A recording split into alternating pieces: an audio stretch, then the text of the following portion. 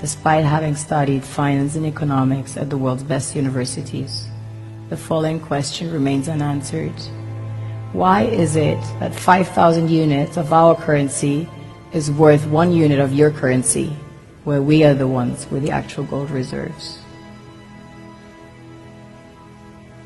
It's quite evident that the aid is in fact not coming from the West to Africa, but from Africa to the Western world.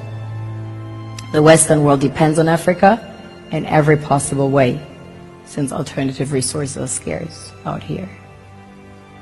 So how does the West ensure that the free aid keeps coming?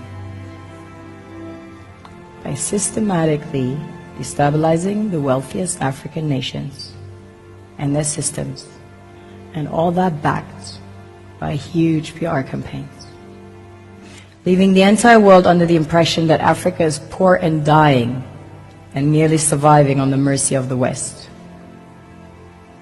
Well done, Oxfam, UNICEF, Red Cross, Life Aid, and all the other organizations that continuously run multi-million-dollar advertisement campaigns depicting charity porn to sustain that image of Africa globally. Ad campaigns paid for by innocent people under the impression to help with their donations. While one hand gives under the flashing lights of cameras, the other takes in the shadows. We all know the dollar is worthless, while the euro is merely charged with German intellect and technology, and maybe some Italian pasta. How can one expect donations from nations that have so little? It's super sweet of you to come with your colored paper in exchange for our gold and diamonds. But instead, you should come empty-handed, filled with integrity and honor.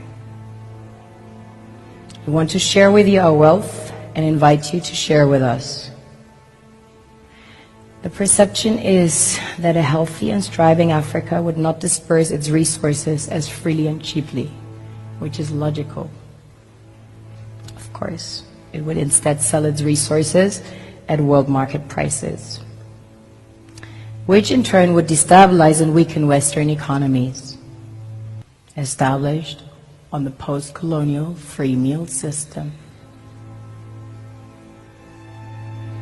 Last year, the IMF reports that 6 out of 10 of the world's fastest growing economies are in Africa, measured by their GDP growth.